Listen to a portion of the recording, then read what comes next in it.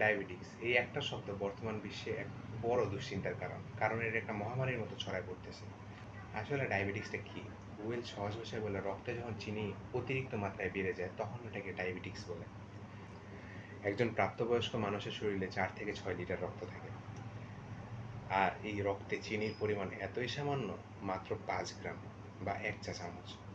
বাংলাদেশের পরিপ্রেক্ষিতে যদি বলি তাহলে একটা নর্মাল মানুষ দিনে প্রায় 12 চা চামচ বা 60 গ্রাম চিনি কনজিউম করে থাকে।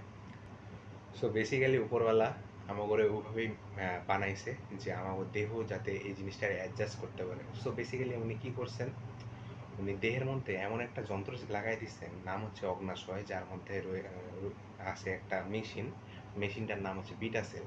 সো বেসিক্যালি কি হয়, এই বিটা সেল থেকে একটা রস বাইর হয় যেটা ইনসুলিন কওয়া হয়। এই ইনসুলিন কি করে, রক্তের মধ্যে যে অতিরিক্ত যে গ্লুকোজটা বা অতিরিক্ত যে চিনিটা আছে এটারে না কনজিউম করে নেয়।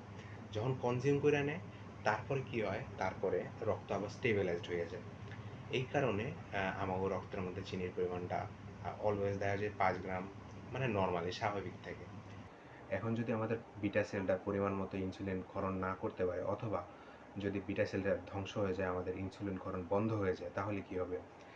বিটা সেল হতে যদি ইনসুলিন ক্ষরণ কমে যায়, অথবা যদি বিটা সেল ধ্বংস হয়ে যাওয়ার ফলে ইনসুলিন ক্ষরণ বন্ধ হয়ে যায়, তাহলে রক্তে গ্লুকোজ তথা চিনির পরিমাণ অনেক বেশি মাত্রায় দেখা দিবে, যার ফলশ্রুতিতে আমাদের মস্তিষ্কের বিভিন্ন সমস্যা, আমাদের চোখের সমস্যা, আমাদের কানের সমস্যা, আমাদের হৃদরোগ, আমাদের কিডনির সমস্যা, আমাদের হাত পায়ের সমস্যা, এগুলো দেখা দিবে।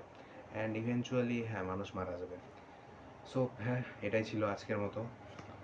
Bye bye.